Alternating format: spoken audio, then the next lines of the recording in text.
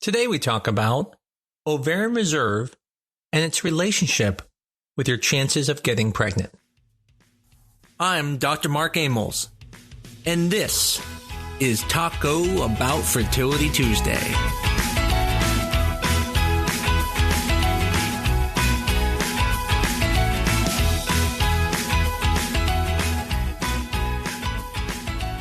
So, what is Ovarian Reserve?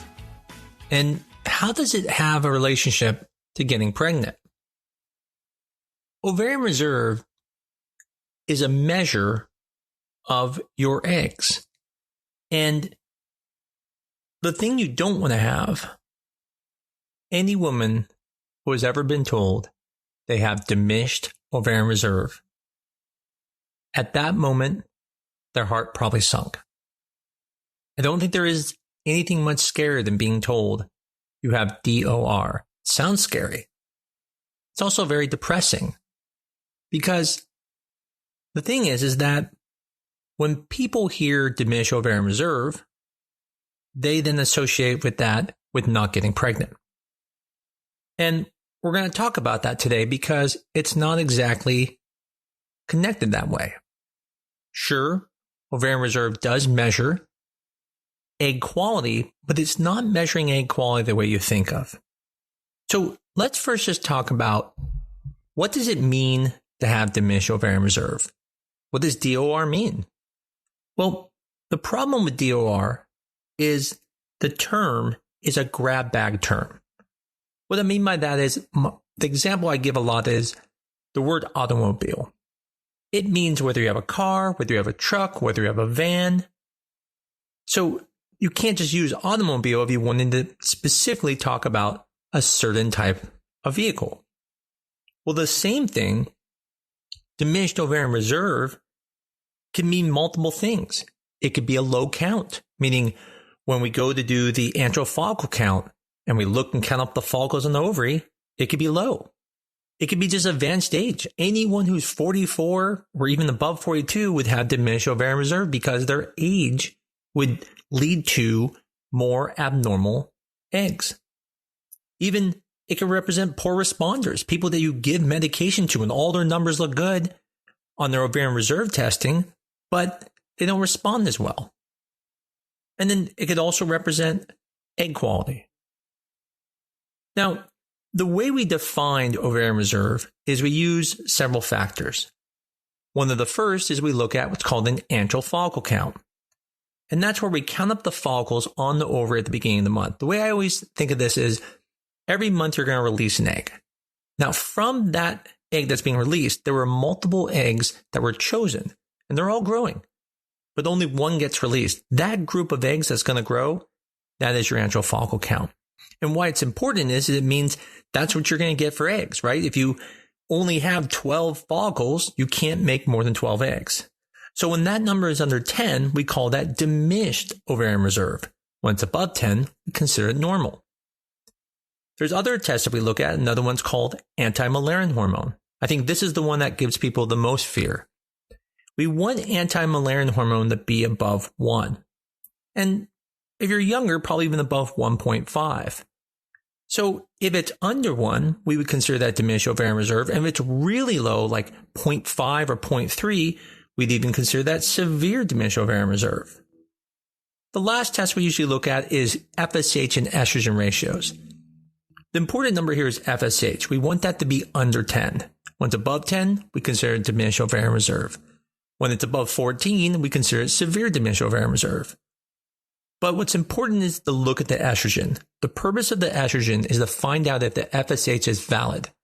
If the estrogen is too high, above 50, it's probably going to invalidate the test, especially if it's above 80. At that point, you can't even trust the FSH.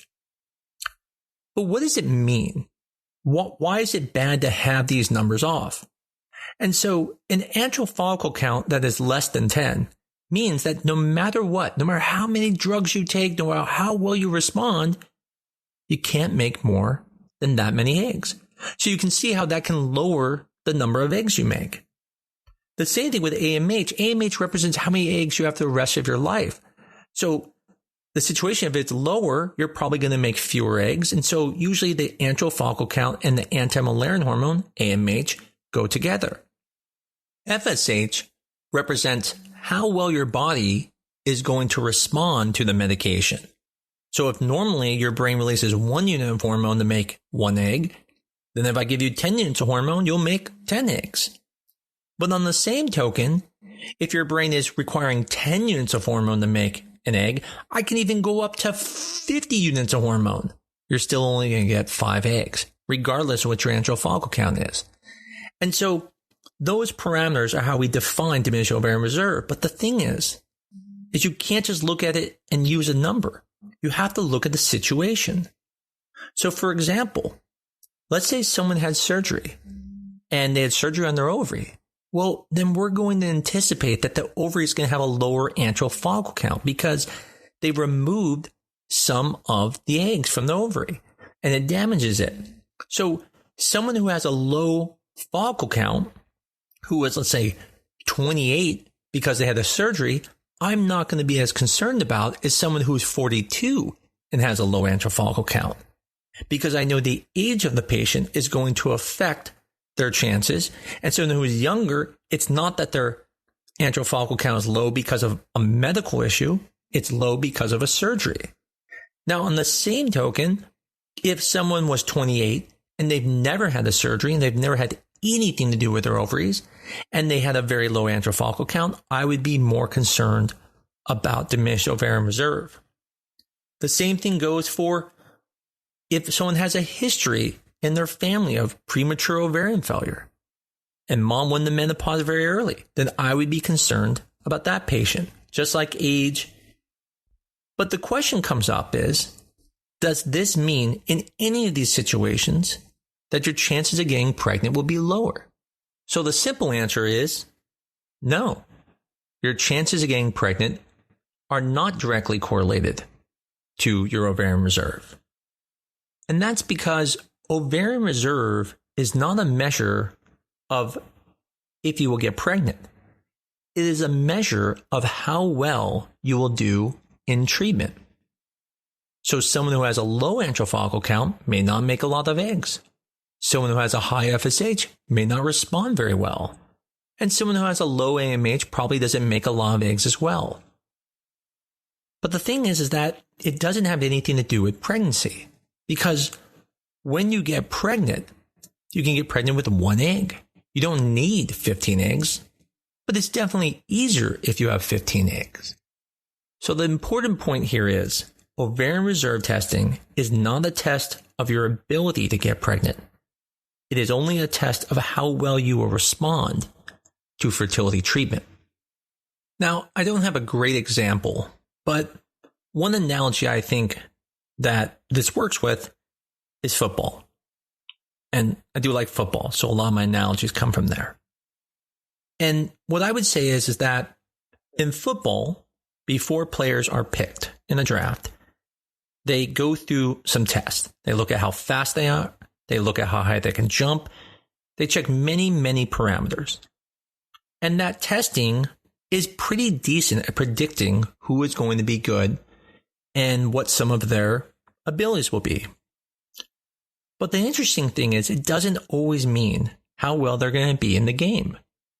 For example, Tom Brady, who probably is one of the greatest quarterbacks ever, did not look good at the combine.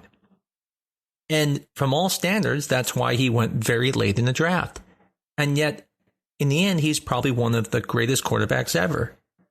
So testing, although its intention is to tell you how well you will do, he was able to do better. And that's kind of how ovarian reserve testing is.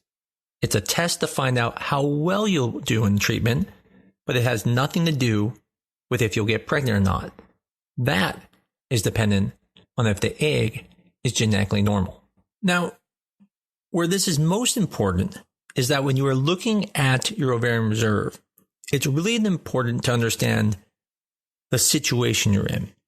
For example, let's say you're not even trying to get pregnant, but you're 32 years old and you go into your doctor and you check your ovarian reserve and it comes back looking poor.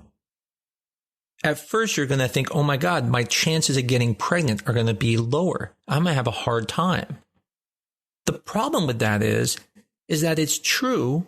If you wanted to go into a contest to see who can make the most eggs, you're probably not going to win that contest because your ovarian reserve is lower than others. But that's not how you get pregnant. The way you get pregnant is you release 1 egg per month. So sure, you may not be able to make 12 eggs, but that doesn't matter because you only need to make 1. And the other thing is that life is better at getting pregnant than us. We're pretty good at fertility, but we're not as good as God. And 1 egg is all you need. And so your body is better at selecting that egg. It's better at, once it's fertilized, implanting.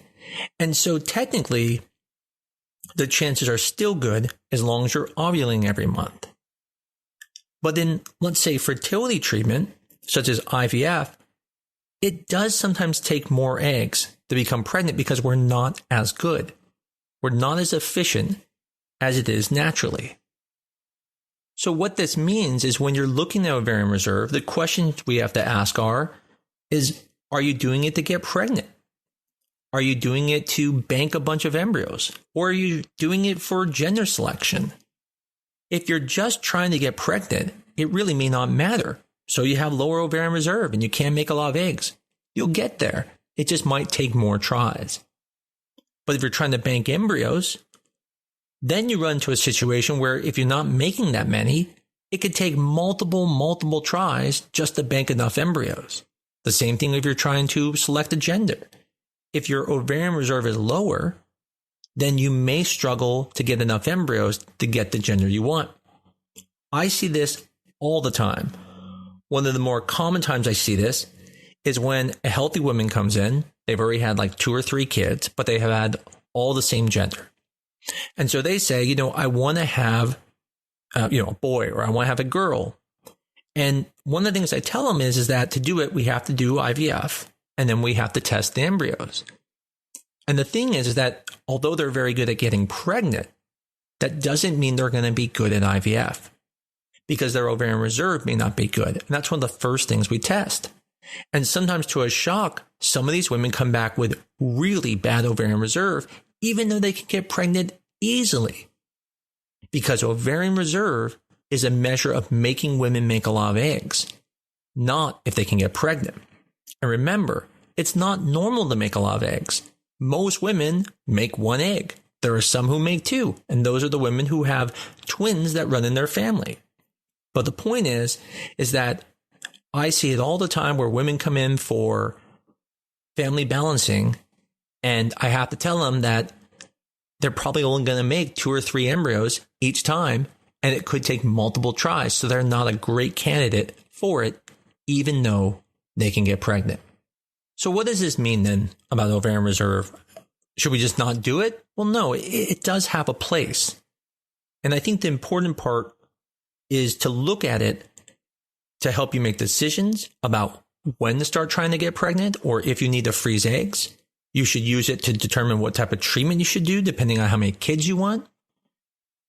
So when looking at it from the standpoint, if you're young and healthy and checking out your ovarian reserve, I do think if your AMH comes back low and you're 28 and you're wanting 4 kids, then yeah, you should be a little concerned. But on the same token, if you've been trying and you come in and you're 28, and let's say it's 1.2, but it's not higher than 1.5 like we talked about in young people, well, it doesn't mean that you have to all of a sudden start trying to get pregnant. Now, it may be reasonable to freeze some eggs, but you have time. At that point, watch it yearly. The same goes for treatment. If I know someone has severe diminished ovarian reserve, there are times where I'll actually recommend just trying artificial inseminations because IVF may not be a great option. If they can only make 2 or 3 eggs, why would it benefit them to do IVF? It may just be more beneficial to do IUIs. I always use this analogy where I tell people in football, there is this situation where quarterbacks can play for years, but running backs seem to be only able to do it till about age 30. So there's a window of opportunity for running backs. And so you almost have to think of it like this if you're going into treatment. As a running back, if you have to make a decision, you're 27 and go, God, I really want to try being a running back or a quarterback, you're probably better off starting at the running back position because you know you only have 3 years of a window of opportunity. You can always be a quarterback, right? Tom Brady's showing that. But a running back only has a limited amount of time. Well, that's kind of the same thing with IVF. You can do IUIs forever pretty much because you only need to make one egg technically for IUIs to work. But IVF, the power of it is in numbers. And so if you have a diminished ovarian reserve, you probably want to do your IVF first and then later can do IUIs. In the end, the whole reason I wanted to talk about this is I just don't want people to be hung up so much on the reserve testing that they think it means they can't get pregnant. Yes, it can show that it may be harder. It can show that maybe your ovarian reserve is less than someone else. But the most important thing to get out of this today is your ovarian reserve does not determine whether you can or can't get pregnant. It just determines how well you're going to do when given treatment. As always, I hope this episode was helpful for some of you. I know many people have been in this situation where they're told their ovarian reserve is lower and they think they can't get pregnant. Hopefully this has opened your eyes and made you at least feel a little bit better that, hey, it's just a number. I can still get pregnant and you can use it for however you need to, but at least you know it doesn't mean whether you can get pregnant or not. As I always say, if you enjoy this podcast, please tell people about it. Rate us, give us a 5-star review on your favorite podcast app. I look forward to talking to you again next week on Taco Bout Fertility Tuesday.